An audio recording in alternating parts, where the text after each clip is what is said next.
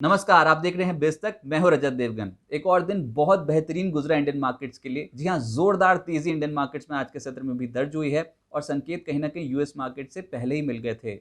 Dow Jones की closing 1.5% ऊपर हुई थी। नैस्डैक ने तो कमाल किया था, 3% के गेंस मिले थे, जो मार्च से अब तक के सबसे बेहतरीन गेंस थे। तो संकेत तो ये थे कि पॉजिटिव खुलेंगे। एसडेक्स निफ्टी से इशारा लेते तो 125 अंकों की तेजी तो एसडेक्स ही शो कर रहा था।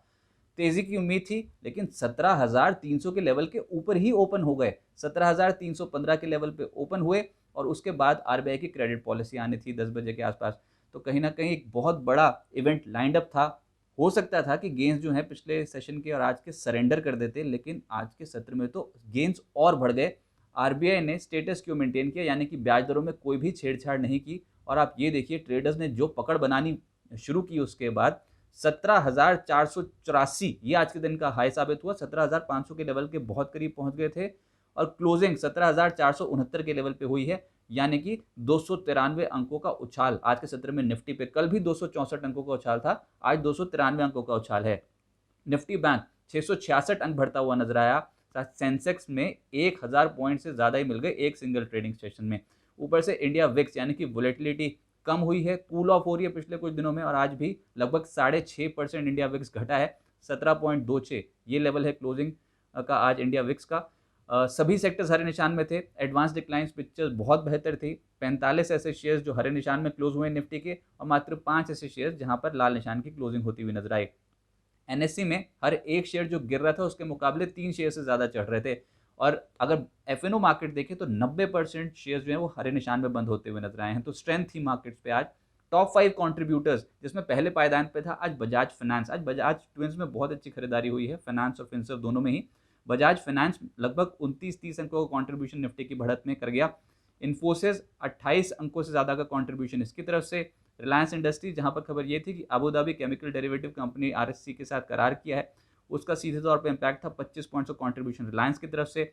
आईसीआईसीआई बैंक 25 पॉइंट्स कंट्रीब्यूट करता हुआ नजर आया, और निफ्टी की बढ़त में एचडीएफसी बैंक यहां पर भी 24 अंकों का कॉन्ट्रीब्यूशन हुआ। आज के सत्र में जो चढ़ा निफ्टी के पहले पायदान पर रहा बजाज फाइनेंस, 3.5% से ज्यादा उछल गया। इसके अलावा मारुति सुजुकी लेटर हाफ में तो स्ट्रेंथ थी इस स्टॉक में, 3% से ज्यादा के रिटर्न। हिंडाल्को 3% से ज्यादा के रिटर्न। एसबीआई और बजाज फिनसर्व दोनों ही स्टॉक 2.25% से ज्यादा के रिटर्न देते हुए नजर आए। जो गिरावट थी उसमें एक स्टॉक था एचडीएफसी लाइफ, बहुत बड़ी गिरावट नहीं, लेकिन फिर भी 1.25% के आसपास कमजोर था ये। हायर एंड पे प्रॉफिट बुकिंग थी। और Kotak bank, power grid, Divi's labs, IOC, ये स्टॉक जो थे ये लाल निशान में क्लोज होते हुए नजर आए हैं। सेक्टर स्पेसिफिक एक सेक्टर जो सामने निकल के आ रहा है पिछले कुछ दिनों से और आज भी, वो है इंफ्रास्ट्रक्चर और कंस्ट्रक्शन। आज तो खबर ये थी सूत्रों के हवाले से कि एक बिल लाया जा सकता है कैबिनेट बैठक में, special economic zone amendment act बदलाव के लिए। उसका एक पॉजिटिव एक रब ऑफ इफेक्ट देखने को मिल रहा था। और जो कंस्ट्रक्शन जुड़ी कंपनियां थी, specially RIIL, Reliance industrial infra, 20% upper circuit पर लॉक। HCC 20% अपर सर्किट पर लॉक। जयकॉप 6.5% तेज। केना कंस्ट्रक्शन, PSP प्रोजेक्ट्स 5% की ज्यादा तेजी शो कर गए। सरकारी बैंक्स और निजी बैंक्स दोनों में खरीदारी थी। सरकारी बैंक्स लेटर हाफ में एक्टिव हुए, लेकिन आप एक्शन देखिए, इंडियन बैंक 5.5% ऊपर, SBI 3%, bank of Baroda, Canara bank और PNB 2.5% से ज्यादा के रिटर्न। निजी बैंक्स में सबसे प्रोमिनेंट है आईसीआईसी बैंक। आज ही नहीं, पिछले 2 ट्रेडिंग सेशन से जोरदार एक्शन में है और आज तो 2.5% ऊपर था। आरबीएल बैंक में 2% से ज्यादा रिटर्न थे। एचडीएफसी बैंक, इंडसइंड बैंक, यहाँ पर भी 2.25% के आसपास के गेंस मिले। मीडिया स्टॉक्स जिसमें आइनॉक्स लेजर 9% से ज्यादा चढ़ा। सारेगामा 5%, सन टीवी और पीवीआर दोनों ही स्टॉक्स 2.5% ऊपर थे।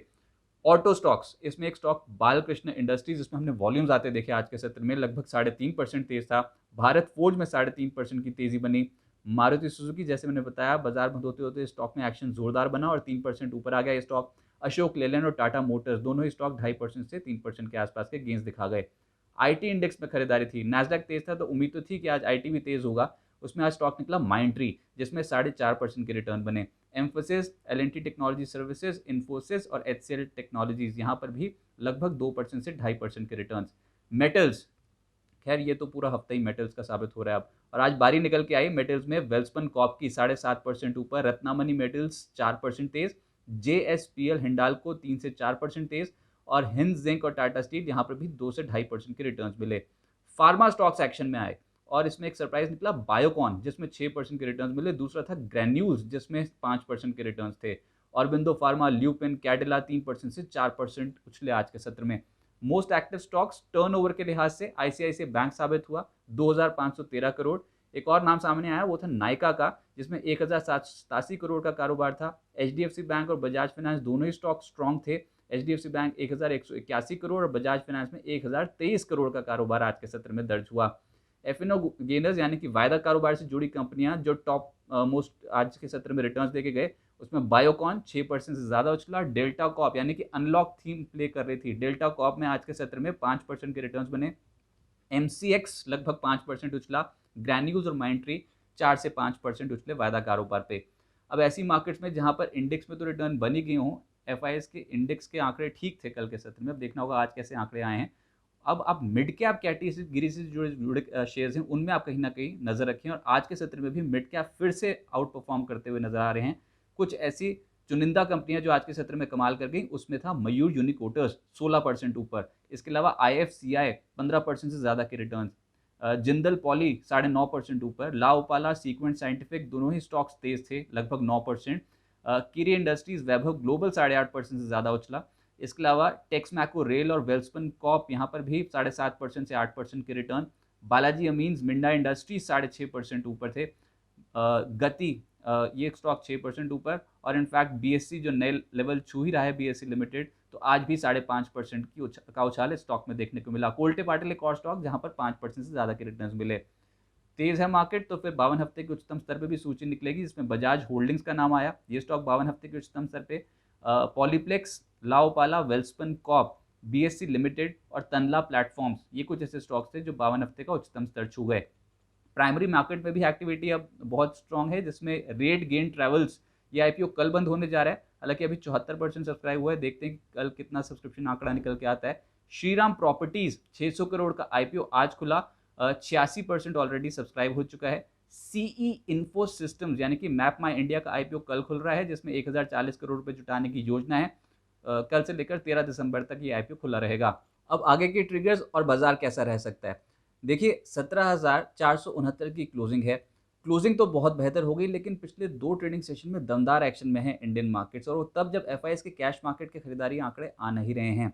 इस हफ्ते का ही पैटर्न देखें तो एक बार मंडे को अगर आप देखते मार्केट्स को तो डर लगता, बहुत बुरा डर, क्योंकि 17,000 के लेवल के नीचे जाके बंद हुए थे, लेकिन उस लेवल से जो हम पलटे हैं तो निफ्टी इस हफ्ते निचले स्तरों से 578 पॉइंट्स का गेन दिखा चुका है, और जो निफ्टी बैंक में उछाला है इस हफ्ते लोअर लेवल से वो 1588 अंकों का है। तो दमदार एक्शन में इंडियन मार्केट्स ऑलरेडी आ चुके हैं, लेकिन जो डेटा आज के सत्र में बना है वायदा कारोबार का, उससे साफ संकेत ये निकलते हैं कि मंदी करने वाले जो हैं वो इस मार्केट्स में ट्रैप हुए हैं, फंसे हैं। अब देखते हैं कि ये मंदी करने वाले कितने दम लगाते हैं अपनी पोजीशंस को बचाने के लिए, लेकिन अभी तक का आंकड़ा ये बता रहा है कि हो सकता है कि जो मूव बना है ये टिकाऊ हो। अब अगर आप देखें तो आप सपोर्ट के लेवल्स धीरे धीरे करके ऊपर शिफ्ट होंगे, तोड़ देता है सपोर्ट तो फिर तो बिकवाली होगी ही, लेकिन फिलहाल 17,300, 17,350 इस लेवल को ही तोड़ना बहुत मुश्किल हो जाएगा डेरिवेटिव आंकड़ों के हिसाब से इंडियन मार्केट्स में। देखते हैं कि कल वीकली एक्सपायरी है तो बाजार कैसे पैन आउट होता है। ऊपरी स्तरों पर रेजिस्टेंस फाइंड आउट करना थोड़ा मुश्किल होगा, क्योंकि अभी तो स्ट्रेंथ पकड़नी शुरू ही की है, लेकिन फिर भी अगर एक रेजिस्टेंस जोन देखें तो अब 17,550, 17,635, अगर 17,635, 17,600 के ऊपर हमने क्लोज ही कर दिया तो उसके बाद तो एक्शन इंडियन मार्केट में हो सकता है कि जोरदार देखने को मिले, और मिड कैप कैटेगरी के जो स्टॉक्स हैं वो कहीं ना कहीं लाइमलाइट में आते हुए नजर आएंगे। अभी तक का पैटर्न बता रहा है कि हो सकता है कि एक रेंज में फंसें, और निचले स्तरों पर 17,300, 17,350, ऊपरी स्तरों पर 17,550 और 17,635 आप एक रेजिस्टेंस जोन मान सकते हैं इंडियन मार्केट्स के लिए निफ्टी। तो ये तो था मार्केट का अपडेट, लेकिन बिज तक का ये नया लुक आपको कैसा लगा कमेंट सेक्शन में जरूर मेंशन करें। धन्यवाद।